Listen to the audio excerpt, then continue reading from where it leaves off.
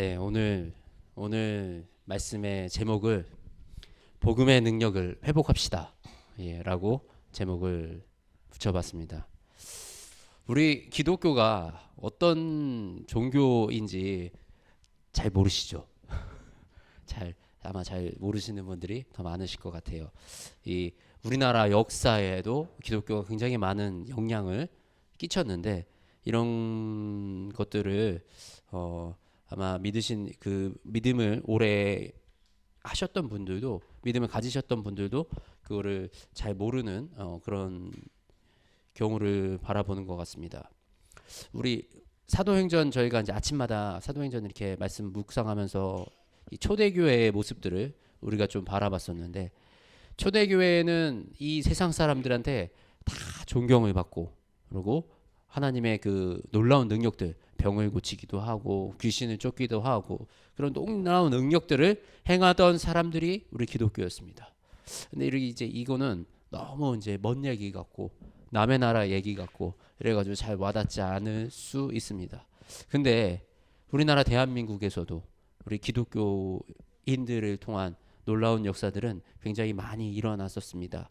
특히 우리나라가 일제 침략에 있을 때 그 당시 우리나라 전체 기독교 인구는 1%도 안 되는 1% 정도 남짓 되는 그 정도 굉장히 적은 사람의 기독교 인구가 있을 당시입니다. 이 3.1 운동하고 우리 독립운동 했을 때.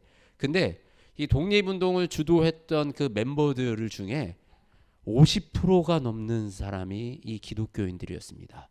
그만큼 이 깨어서 나라를 위해서 진짜 목숨을 바쳐서 이 시대를 변화시켰던 이 사람들 이 사람들의 중심에는 기독교가 있었음을 우리가 부인할 수가 없습니다. 그리고 또 이 무너진 대한민국 정말 교육도 무너지고 의료 시스템도 없는 이 대한민국에 이 배제학당 우리 연세대 이화대 이 대학교들을 세우고 또 연세 세브란스 병원 및 많은 병원들 전국의 많은 학교와 병원들을 세우고 이 나라를 살리려고 노력했던 사람들이 바로 선교사들이고 또 그 선교사들로부터 교육받고 훈련받은 사람들이 그 대를 이어서 이 나라를 위해서 많은 헌신을 했습니다.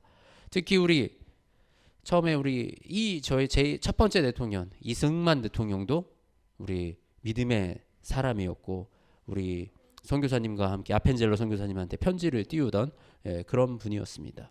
마찬가지로 안창호 선생님과 김구 선생님도 우리가 믿음의 사람들이었습니다. 그죠? 우리 시온아, 누가 믿음의 사람들이었다고? 민설아, 누가 믿음의 사람이었다고? 우리나라에 진짜 많은 우리 그 큰 일들을 하셨던 분들, 우리 나라를 위해서 나라의 독립을 위해서 애를 쓰셨던 수많은 분들이 우리 다 기독교인들이었다는 사실을 우리가 알 수가 있습니다. 그래서 사실 우리나라 저 어렸을 때만 해도 교회에는 정말 사람들이 버글버글했어요. 엄청 많았어요. 그리고 아이들도 엄청 많았어요. 그리고 정말 이 믿는 사람들이 정말 선한 일도 많이 하고 선한 영향력을 많이 끼치고 존경도 많이 받았습니다. 그런데 요즘 이 사회 분위기는 좀 뭐가 다른 것 같아요. 요즘은 기독교 하면 일단은 이렇게 안 좋은 시선으로 보시는 분들이 굉장히 많은 것 같아요. 그리고 이 이미지가 욕심이 많은 사람들 또는 아나무인들 자기들 되게 잘난 척 하는데 실제로 그 삶을 그렇게 살지 못하는 그런 이상한 사람들이 모여 있는 곳이 마치 교회인 것처럼 이 세상 속에서 교회를 무시하고 안 좋게 바라보는 모습을 보면서 참 가슴이 아픕니다. 도대체 어디서부터 잘못된 것일까요? 왜 교회는 이렇게 힘을 잃어가고 있을까요? 저는 그 원인을 교회가 세상을 쫓았기 때문이라고 얘기하고 싶습니다. 교회가 정말 이 세상의 원리들, 물질을 따라가고 그리고 제대로 하나님의 말씀을 가르치지 못했기 때문에 교회는 그 참 빛을 잃어가는 것 같습니다. 우리 정말 어렸을 때 우리 80년대, 90년대, 우리 대한민국 2000년대 엄청난 성장을 하면서 세상이 우리나라가 부유해졌어요. 굉장히 부유해지고 물질적으로 풍족해지고 또 물질의 빈부격차도 굉장히 커졌습니다. 그런 상황 속에서 많은 목사님들과 많은 교회에서 마치 물질의 이 부유함을 누리고 축복을 받는 것이 하나님께 받는 축복의 전부인 것 마냥 우리가 그렇게 교인들을 가르치기도 하고 또 이 시대 이런 이 부동산의 가격의 상승과 이런 거에 더불어서 교회에 막 부동산을 막 사들이고 건물을 짓는데 열연을 하다 보니 교회에 엄청난 부가 쌓이게 되고 재물적으로 많은 재력이 갖추게 되고 또 그 재물들을 이제는 세속하겠다고 자기 자녀한테 물려주겠다고 이 세상 사람들보다 더 못한 그런 모습들을 교회가 많이 보이면서 이런 힘을 잃어가고 있지 않나라고 생각을 합니다. 또 어떤 사람은 저는 이제 목사라고 인정하지 않는 분인데 이 세상에서는 아직도 목사님이라고 부르는 그분은 정말 이 광화문에서 자신의 주장과 자신의 막 얘기를 해가면서 이 진리가 아닌 것을 진리인 것 마냥 포장을 해서 호도를 하고 또 이 부동산을 사들여서 그 부동산으로 한몫을 벌어보겠다고 또 하고 있는 그런 모습들 보면 정말 이 믿는 이 저도 시험에 들 만한 그런 모습들이 너무나도 사실 많이 이 땅에서 일어나고 있는 것 같아요. 얼마 전에 이 총선이 있었는데 어떤 목회자들이 이렇게 모여 있는 카톡에 어떤 목사님이 막 이런 글을 퍼 나르시더라고요. 진정한 목회자라면 어떤 당을 뽑아야 된대요. 그 당을 뽑지 않으면 목회자도 아니니까 색출해내야 된대요. 너무 사실 이게 너무 가슴이 아프고 정말 이걸 이런 말을 두려움 없이 이렇게 할 수 있는 이 현실이 저는 너무나도 가슴이 아팠습니다. 그것이 맞나요? 세상 사람들은 우리가 좌우를 나눠요. 좌와 우를 나눕니다. 내 편과 네 편을 나눕니다. 근데 그게 맞나요? 정말 우리 사람이 어떤 주장을 하는데 그 주장이 100% 맞을 수 있나요? 우린 그렇지 못해요. 우리는 부족한 인간이기 때문에 그리고 이 세상이 변하는 거에 우리는 모든 것을 다 알고 있지 못하기 때문에 우리가 주장하는 것이 맞을 수도 있지만 그게 100%라고 얘기할 수 없습니다. 그래서 우리가 어느 한쪽만 맞다라고 하는 것은 굉장히 위험해요. 내 생각만 맞다라고 하는 것도 굉장히 위험한 사고입니다. 그리고 이런 것은 정말 이 기독교인적으로 맞지 않는 논리예요. 근데 이렇게 얘기를 하면 이제 저는 그래서 이 정치 우리가 투표를 할 때 당을 보고 이 당이냐 좌냐 우냐 이런 것을 보는 게 아니라 정말 좋은 사람을 우리가 선별해서 뽑아야 된다고 저는 얘기를 합니다. 그런데 이렇게 얘기하면 또 이렇게 받아치실 분들이 계세요. 몰라서 하는 얘기예요. 우리나라는 당이에요, 당. 당에 안 받쳐주면 아무것도 못해. 이렇게 그럴 수 있어요. 현실이 그럴 수 있어요. 그런데 이것은 정말 세상적인 생각입니다. 그리고 어떤 당이 절대적이라는 그 가치는 그 당이 결국은 지금 이미 우상이 되어 있는 상태입니다. 절대 우리는 우리의 삶 속에 우리의 역사 속에 우리는 그렇지 않았습니다. 진보와 보수가 함께 있는 것은 서로 목소리를 내서 더 좋은 정책을 찾아가고자 하는 것이 진보와 보수의 공존의 이유입니다. 그렇기 때문에 진보에도 보수에도 좋은 사람들을 뽑아야 됩니다. 그리고 그 좋은 사람들을 뽑아야 냈을 때 우리는 좋은 대통령도 뽑을 수가 있어요. 그래야지 이런 것이 남들은 세상은 다 안 그럴지라도 우리 믿는 사람들이 이렇게 우리의 소신과 우리의 그 믿음의 이런 지혜를 통하여 하나님이 우리에게 주신 이 좌로도 우로도 치우치지 말라는 이런 주님이 말씀하셨던 그 지혜를 가지고 우리가 이 세상을 살아나아갈 때 우리는 더 좋은 사회를 만들고 더 훌륭한 정치를 우리가 기대할 수 있는 그런 상황을 바라볼 수 있는 것입니다. 이것이 사실 성경에서 우리에게 말씀하시는 하나님의 말씀이에요. 근데 이 목회자들이 마치 이 진리가 아닌 것을 나의 경험과 나의 생각을 진리와 교묘하게 섞어요. 교묘하게 섞어가지고 이것을 마치 진리인 것처럼 포장합니다. 이것은 하나님 앞에서 죄를 짓는 행동입니다. 우리 갈라디아서 1장에 보면 이렇게 말씀을 하고 계세요. 다른 복음을 전하는 자는 저주받을 것이다. 예. 복음을 그대로 전하지 않고 복음에 자꾸 다른 요소를 섞고 나의 생각을 섞고 나의 가치관을 섞으면 그것은 이미 다른 복음이 됩니다. 우리 이번에 그 컴퓨터 지난주에 우리 컴퓨터가 왔어요. 우리 친구가 저녁에 컴퓨터를 갖다 주고 갔는데 그 친구가 이제 그 안 믿는 친구거든요. 근데 궁금한 거예요, 저한테. 너는 그래서 설교를 어떻게 하는 거야? 이러면서 이제 물어봅니다. 그러더니 야, 성경에 있는 거랑 이제 네가 경험한 거 이런 거 이렇게 잘 섞어가지고 얘기하는 거지? 이렇게 얘기하더라고요. 그래서 제가 그랬어요. 야, 그렇게 하면 큰일 나. 그렇게 하면 큰일 나는 거야. 하나님의 말씀은 나의 경험과 나의 지식보다 훨씬 더 큰 말씀이기 때문에 그 말씀이 나의 경험과 나의 지식과 나의 이런 사고에 갇히게 되면 그 말씀은 힘을 잃어.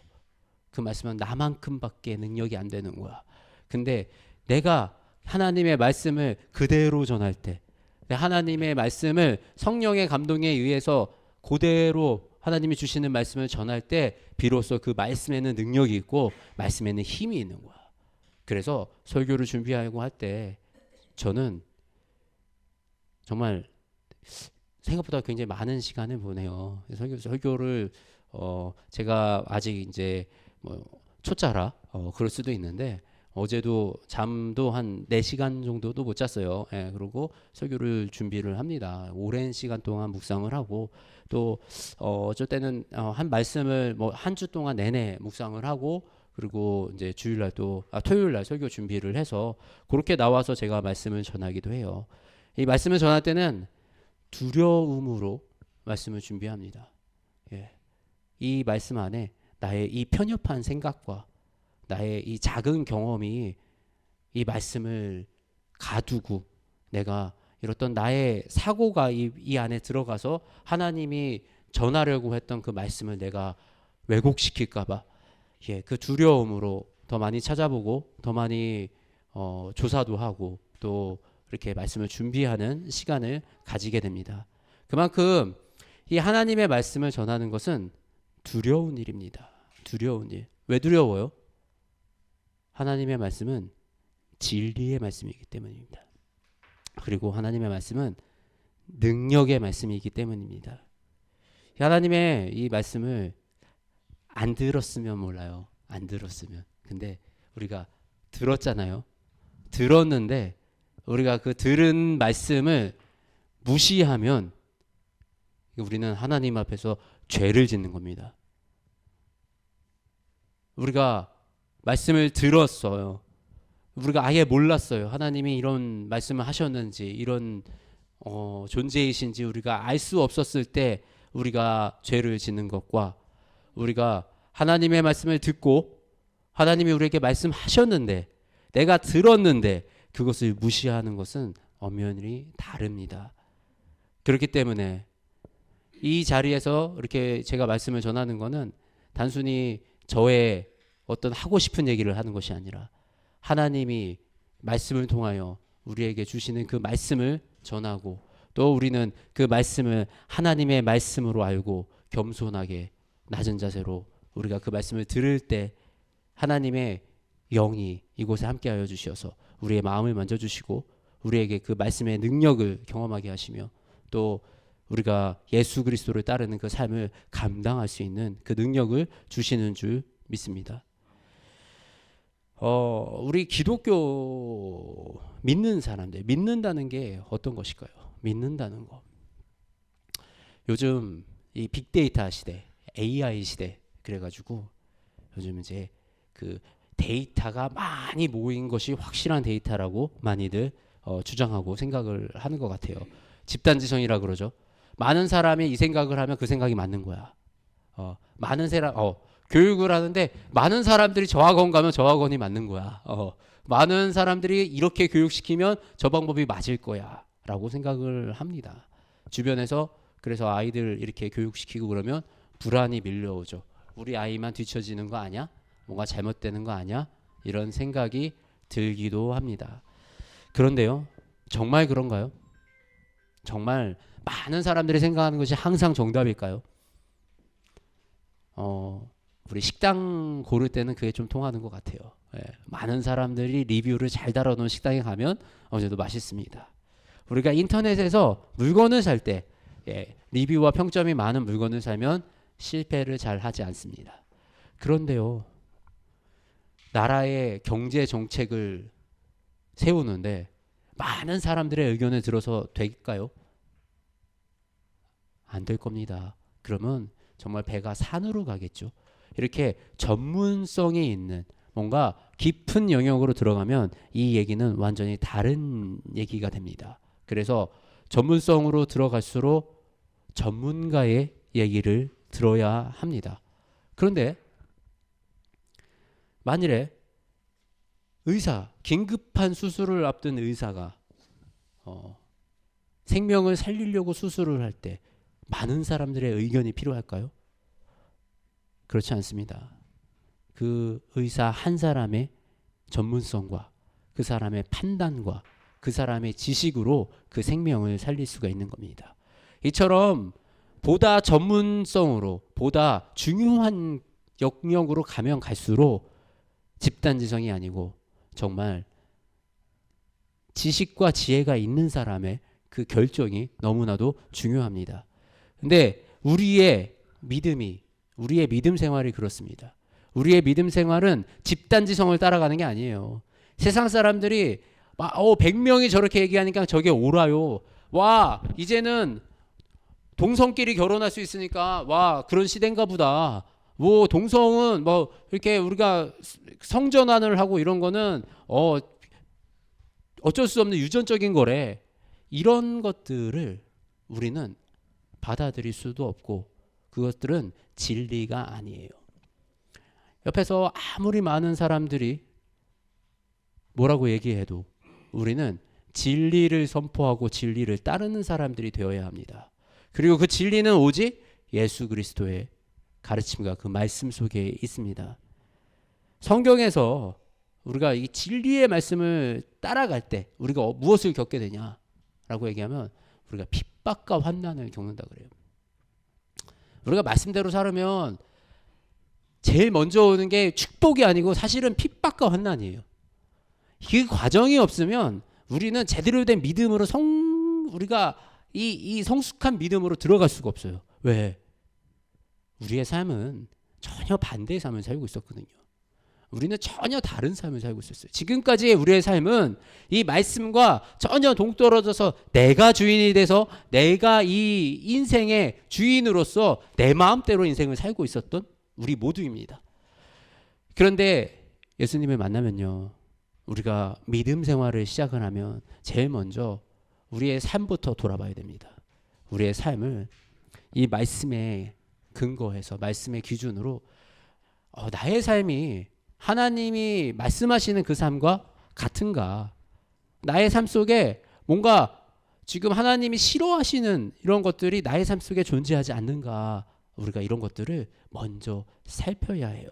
그렇게 살피는 과정은 굉장히 고통스럽습니다. 고난입니다.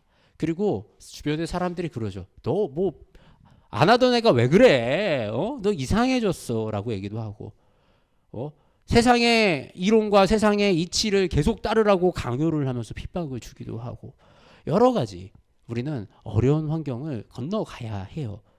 이것이 우리가 믿음을 시작하는 단계에서 겪어나가는 일들입니다. 그래서 믿음을 시작할 때 시험에 드는 경우도 굉장히 많아요. 그리고 앞에서 이렇게 우리가 설교를 할 때, 저희는 이 설교를 할 때 누구 한 사람을 딱 이렇게 겨냥해서 설교하고 이렇지 않아요. 우리는 하나님의 말씀을 설교하는 건데, 때로는 그 말씀에 찔림이 있습니다. 말씀을 듣다 보면 막 나한테 막 확 찔림이 올 때가 있어요. 그러면 막 이렇게 생각하는 거죠. 저 양반이 나를 지목해서 이렇게 또 면잔박을 주려고 이렇게 설교를 하는구만 라고 생각을 할 수도 있어요. 근데 전혀 그렇지 않습니다. 말씀은 찔림이 있어요. 예수님은 나는 화평을 주러 온 게 아니고 나는 검을 주러 왔다라고 말씀하셨어요. 말씀은 검입니다. 이 말씀은 예리하고 날카로워서 우리의 삶 속에 있는 문제와 우리의 삶 속에 있는 죄와 정면으로 부딪히게 돼요. 그러면 아파요. 찔림이 와요. 고통이 와요. 그거를 피하는 게 아니고 그거를 해결하는 게 믿음의 길입니다. 우리는 그 고통과 그 나의 찔림과 나의 아픔을 직면하고 우리가 그 말씀을 받아들여 나의 삶이 주님이 보시기에 가장 아름답고 가장 합당한 삶으로 살아갈 때, 그때 우리의 삶 속에 하나님의 능력이 드러나고 하나님의 영광이 드러나는 줄 믿습니다. 나의 인생의 주인을 하나님께 맡기는 거예요. 그러니까 온전히 하나님이 내 인생의 주인이다라고 우리가 고백을 하는 거예요. 근데 그렇다고 나는 아무것도 안 하고 하나님이 다 하시고 이게 아니에요. 우리는 이 세상이라는 망망대해 속에 배를 띄워놓고 하나님이 선장이시고 나는 조타를 잡고 있는 거예요. 그래서 나의 역할을 감당해야 돼요. 근데 내 마음대로 감당하는 게 아니고 하나님이 원하시는 방향으로 하나님이 이끄시는 대로 내가 이 조타를 돌려서 기술을 틀고 방향을 정하는 것이 우리가 믿음의 삶입니다. 믿음의 삶. 우리가 이 믿음의 삶, 하나님이 온전히 주인 되는 이 믿음의 삶에 살아갈 때 우리의 삶에 우리가 기대할 수 있는 것들이 있어요. 그것이 형통과 축복입니다. 그러니까 교회에 와서 그냥 예배만 드리고 삶은 내 마음대로 살면서 하나님한테 축복을 받겠다. 막 축복을 주세요. 막 사실 이거는 뭐 그렇게 축복 받기도 어렵고 옳지 않습니다. 우리가 먼저 이 과정, 정말 나의 삶을 정말 나의 삶의 이 운전대를 주님께 맡기고 주님이 이끄시는 대로 내 삶을 따라가겠다라고 고백하고 내 머리로는 이해 안 가고 내 가슴으로는 받아들여지지 않는 그것을 내가 지켜 행할 때 하나님은 우리의 삶 속에서 놀라운 일들을 해나가십니다. 이것이 정말 믿음 생활에 너무나도 중요한 비밀이기도 하고 너무 중요한 일입니다. 우리 예수님이 이렇게 말씀하셨어요. 나는 포도나무요 너희는 가지라. 우리는 이 생명에 붙어 있지 않으면 우리는 생명력을 가질 수가 없습니다. 우리는 주님께 바짝 붙어서 주님이 이끄시는 대로 따라가야 우리의 삶에 정말 복음의 능력이 드러날 수 있습니다. 그래서 이제 우리가 모두 이제 믿음을 시작하시는 단계에 계시잖아요. 그래서 좀 그랬으면 좋겠어요. 우리가 정말 이 말씀을 하나님이 도대체 얘기하시는 게 뭔지를 좀 관심을 가지고 알아보셨으면 좋겠어요. 이게 주일날 이렇게 한 번 설교를 듣는 걸로는 사실 굉장히 오랜 시간이 걸립니다. 거의 힘들어요. 우리가 성경에 이 성경책을 저희가 주일날 뭐 한 장씩 설교를 해도 성경 한 권을 다 설교를 하려면 몇십 년이 걸려요. 근데 이게 지금 보통 설교할 때 한 장을 설교할 수도 없거든요. 그렇기 때문에 성경을 정말로 읽고 또 우리가 성경 공부를 통해서 하나님의 말씀을 정확하게 알아가는 시간들을 분명히 가져야 됩니다. 그 과정이 없이는 믿음이 견고하게 세워질 수 없습니다.